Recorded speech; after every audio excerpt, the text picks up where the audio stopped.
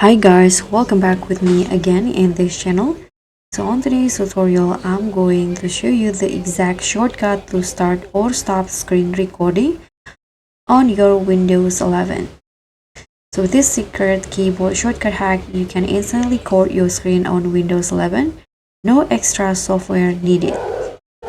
So what you need to do is just press on Windows plus G on your keyboard, and after that it will open the screen recording automatically like this.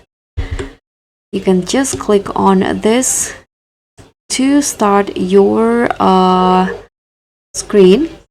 As you guys can see in here, you can see the capture status here, and then you can stop by clicking on the stop button.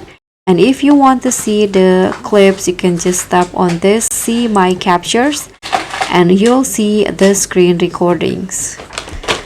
So that's all from me. Thank you so much for watching. Don't forget to like, comment, and subscribe, and also click on thanks. Bye.